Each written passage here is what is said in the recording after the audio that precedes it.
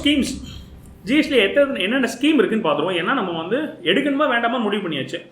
So மேலே முதல்ல சொன்ன 4 பாயிண்டில் இருக்கிறவங்களால் இருந்துச்சுன்னா நம்ம எடுக்கணும். எடுத்ததுக்கப்புறமா ஜிஎஸ்டியில் எத்தனை வகையான ஸ்கீம் இருக்குது, அதில் எந்த ஸ்கீமில் நம்ம போய் பதிஞ்சிக்கணும் அப்படிங்கிற கேள்வி வரும். நிறைய பேர் என்ன பண்ணிடுறோம்னா பதிஞ்சிட்டு அதுக்கப்புறம் யோசிக்கிறது தப்பு. நம்ம முதல்ல நம்மளாம் வந்து முன்னாடியே பிளான் பண்ணிடுறோம், நல்ல விஷயம். ஸோ இப்போயே நம்ம பிளான் பண்ணிவிட்டு எந்த ஸ்கீமில் நம்ம பதியணுன்ற முடிவு பண்ணிக்கும். 3 ஸ்கீம் இருக்குது ஜிஎஸ்டியில். அந்த 3 ஸ்கீமில் எதில் நம்ம பண்ண போகிறோன்றதை பார்க்க போகிறோம். முதல்ல வந்து ரெகுலர் ஸ்கீம் சொல்கிறோம். ரெகுலர் ஸ்கீம்னா குழப்பமே கிடையாது, எல்லாருமே டிஃபால்ட்டாக ரெகுலர் ஸ்கீம் தான் உள்ள போயிட்டு இருப்போம். ரெகுலர் ஸ்கீம்னு சொன்னால் ஜிஎஸ்டி சொல்கிற சட்டப்படி எல்லாரும் ஃபாலோ பண்ணுறோம். ஜிஎஸ்டியை வந்து கஸ்டமர் கிட்டேருந்து கலெக்ட் பண்ணி நம்ம பண்ண வேண்டிய ஜிஎஸ்டியை கழிச்சிட்டு அரசாங்கத்துக்கிட்ட என்ன பண்ணிடுவோம்னா ஒப்படைச்சிருவோம். இது வந்து ரெகுலர் ஸ்கீம். ரெண்டாவது ஸ்கீம் வந்து காம்போசிஷன் ஸ்கீம் சொல்கிறாங்க. காம்போசிஷன் ஸ்கீம்னு என்னன்னு கேட்டிங்கன்னா, நான் கஸ்டமர் கிட்டலாம் கலெக்ட் பண்ண தேவையில்லை. ஸோ அரசாங்கம் என்ன சொல்லுதுன்னா, நீங்கள் கஸ்டமர் கிட்டலாம் காசு கலெக்ட் பண்ணாதீங்க, நீங்கள் பே பண்ண ஜிஎஸ்டியில் கழிக்கிறது அது இன்புட் கிரெடிட்டு அந்த கான்செப்டும் கிடையாது. நீங்கள் ஸ்ட்ரைட்டாகவே என்ன பண்ணிக்கலாம்னா, எவ்வளோ டேர்ன் ஓவர் பண்ணுறீங்களோ அந்த டேர்ன் ஓவரில் ஒரு குறிப்பிட்ட பர்சன்டேஜ், நான் சொல்கிற பர்சன்டேஜ் 1%, 2% நீங்கள் நேரடியாக அரசாங்கத்தை கொடுத்துருங்க அப்படின்னு சொல்கிறாங்க.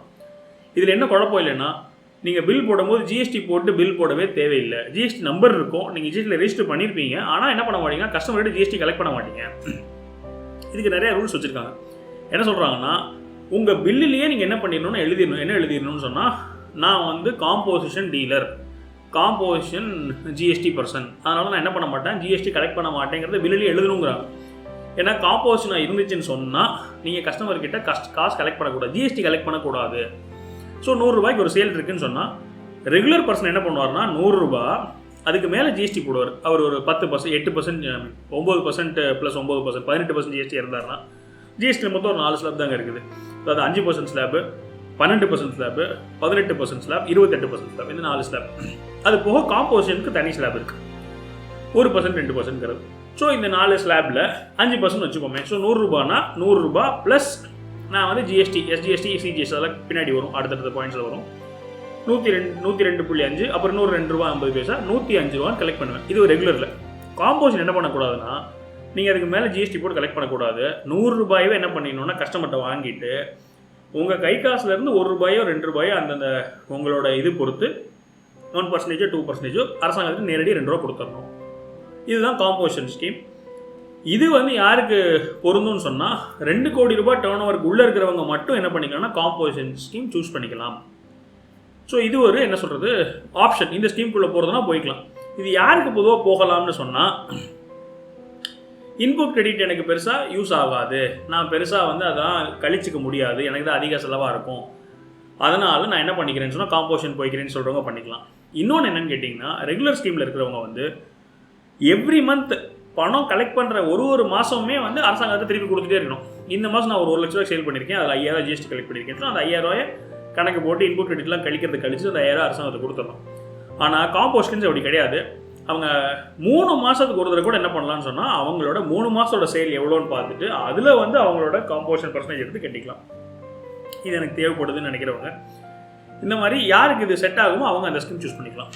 3வது என்னன்னு கேட்டிங்கன்னா, இண்டஸ்ட்ரி ஸ்பெசிஃபிக் ஸ்கீம்ஸ்.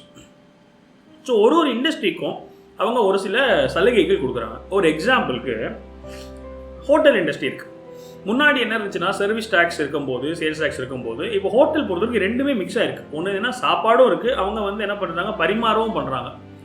ஸோ சர்வீஸும் மிக்ஸ் ஆகிருக்கு. ஸோ குட்ஸும் இருக்குது, சர்வீஸும் இருக்குது, அதனால் மிக்ஸ் ஆகிருக்கு இல்லையா. அதனால் அப்போ வேறு விதமான டாக்ஸேஷன் பர்சன்டேஜ் இருந்துச்சு. இப்போ ஜிஎஸ்டி வந்ததுக்கப்புறமா இது என்ன கன்சிடர் பண்ணுறாங்கன்னா, ஹோட்டலில் வந்து சர்வீஸ் இண்டஸ்ட்ரியாக கன்சிடர் பண்ணுறாங்க. சர்வீஸ் இண்டஸ்ட்ரியாக இருந்தாலுமே அவங்க என்ன பண்ணுறாங்கன்னா, ஹோட்டலுக்கு மாத்திரம் காம்போசிஷன் ஸ்கீம்னு அனௌன்ஸ் பண்ணுறாங்க. அது வந்து இண்டஸ்ட்ரி ஸ்பெசிஃபிக்.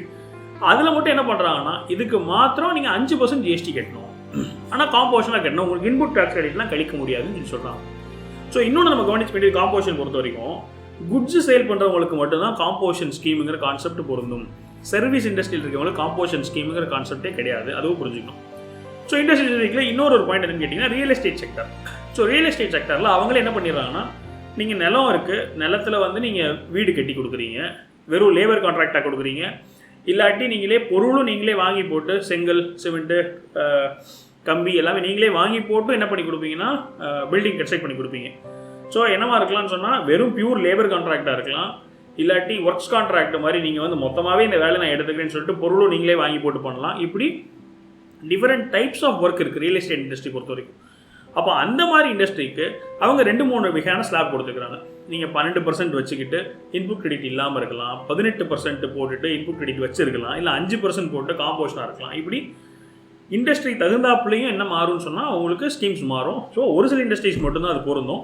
அந்த இண்டஸ்ட்ரியில் நீங்கள் இருந்தீங்கன்னு சொன்னால் உங்களுக்கு ரெகுலர் போக காம்போசிஷன் போக ஒரு விதமான டிஃப்ரெண்ட் ஸ்கீம்ஸ் அவைலபிலிட்டி இருக்கும். அதுவும் நீங்கள் என்ன பண்ணிக்கலாம்னா என்னென்னு தெரிஞ்சுக்கிட்டு அதை ஃபாலோ பண்ணிக்கலாம். இப்போ இந்த கோர்ஸோட நோக்கம் என்னென்னு கேட்டிங்கன்னா, நம்மளுக்கு வந்து தொழில் முனைவோருக்கு வந்து என்ன இருக்குன்னு சொன்னால் ஒரு பேசிக் ஐடியா இருந்தே அவன் எல்லாத்த பற்றியும். நானே ஆர்டர் என்ன பண்ணுவேன்னு சொன்னால் எஜுகேட் பண்ணுங்கிறது கட்டாயம் ஆகிடுச்சு. ஸோ நம்ம என்ன பண்ணணும்னு சொன்னால் ஆடிட்டர் கிட்ட கொடுத்து ஒரு எக்ஸ்பர்ட்டு கிட்ட கொடுத்து நம்ம என்ன தான் வந்து டாக்ஸேஷன் கவனிச்சுக்கிட்டாலுமே நம்மளுக்கும் பேசிக்கான ஒரு அண்டர்ஸ்டாண்டிங், பேசிக்கான ஒரு புரிதல் இருந்தே ஆகணும். அப்போ தான் நம்மளால் என்ன பண்ண முடியும்னா ஒரு கரெக்டான பாதையில் போகிறதுக்கு நம்மளோட ஸ்டெப் எடுத்து வச்ச மாதிரி இருக்கும். இல்லாட்டி நம்ம நாளைக்கு என்ன பண்ணிட முடியாதுன்னா அவர் எனக்கு தப்பாக பண்ணி கொடுத்துட்டாரு அப்படின்னு சொல்ல முடியாது.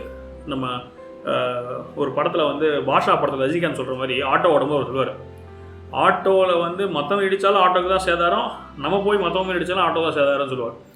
அந்த மாதிரி தொழில் பொறுத்த வரைக்கும் நம்ம நாளைக்கு யார் வேணால் கம்ப்ளைண்ட் பண்ணிக்கலாம், ஆடிட்டர் சரியாக பண்ணல, இல்லாட்டி அது யார் பண்ண அக்கௌண்டன்ட் வந்து ஒழுங்காக எனக்கு ஸ்கீம் சூஸ் பண்ணல, அப்படி என்ன சொல்லிக்கிட்டாலுமே நஷ்டம் யாருக்கு தானே, தொழிலுக்கு தான் நஷ்டம். அதனால நம்மளோட எஃபர்ட் போட்டு இதெல்லாம் தெரிஞ்சு வச்சுக்க வேண்டியது அத்தியாவசியம். இப்போ இல்லைன்னா நம்ம நாளைக்கு வளர கண்டிப்பாக தெரிஞ்சு ஆகணும். அதை நம்ம முதல்ல பண்ணிக்கிட்டோம்னா நம்மளால் வந்து இன்னும் கொஞ்சம் சேஃபாக இன்னும் கொஞ்சம் கரெக்டான ரூட்டில் ட்ராவல் பண்ண முடியுங்கிறத இந்த கோர்ஸோட ஐடியா. ஸோ நீங்கள் ஒத்துப்பீங்கன்னு நினைக்கிறேன். நீங்கள் எதுக்கும் கமெண்ட்டில் சொல்லுங்கள். ஸோ எனக்கு ஒரு என்ன சொன்னால் கன்ஃபார்ம் ஆகும். ஸோ இதை பற்றி நம்ம தெரிஞ்சுக்கிட்டு இதோடு நம்ம வந்து மூவ் பண்ணும்போது நம்ம என்ன பண்ணுவோம்னா கரெக்டான டெசிஷன்ஸ் இருக்கும்.